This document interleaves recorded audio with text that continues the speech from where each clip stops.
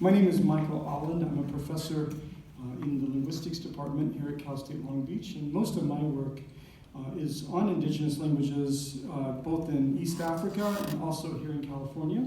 I'm interested in field research, describing languages, and working collaboratively with local communities. I'll be the moderator on this panel, so I'll be talking a lot less than our two experts that we have. And we have a treat.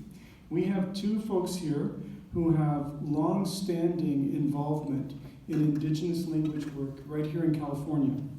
And they also each have affiliations with Cal State Long Beach in the program in American Indian Studies. So our first panelist is Dr. Teresa Greger. She's an assistant professor in the program in American Indian Studies. Dr. Greger is a member of the Ipai-A Northern Kumeyaay language community. Ipai-A is from the Yuman language family, and her work with the language has included co-authoring a chapter on revitalizing critically endangered languages in California, working on a project that involves language revitalization through literary repatriation, which I'm sure we're going to hear some about today, and what those words mean, and researching and translating a Kumeyaay lullaby through the Breath of Life workshop from the Advocates for Indigenous California Language Survival, with support from the Department of Linguistics at UC Berkeley. Dr. Greger's training and background are in literature and literary analysis.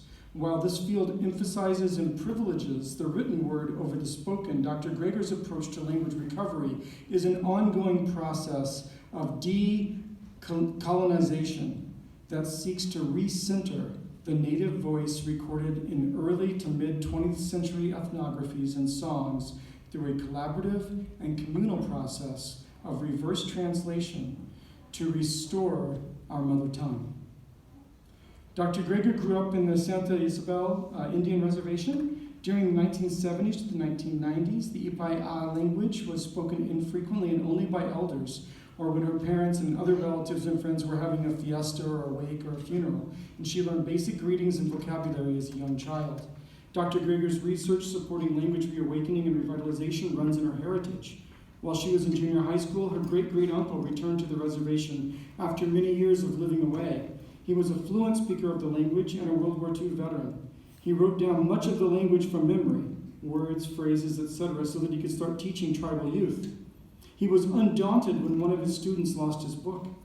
And so then he began recording himself speaking the language, saying words and phrases and talking about growing up in the early 20th century on the reservation. And today, his dictionary has been digitized and is housed at the Verona Cultural Museum.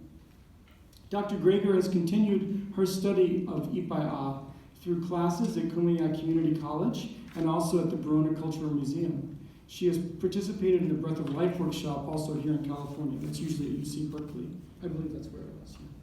Dr. Greger and Mr. Stanley Rodriguez, a PhD candidate at UCSD, CSUSM, and a well-known Kumeyaay teacher, co-authored an examination and assessment on the state of California tribal efforts to revitalize local languages. This work included a survey that was conducted, as well as completing case studies of 3 different communities here in California. Dr. Greger and Mr. Rodriguez's work was published in On Indian Ground, A Return to Indigenous Knowledge, Generating Hope, Leadership, and Sovereignty Through Education.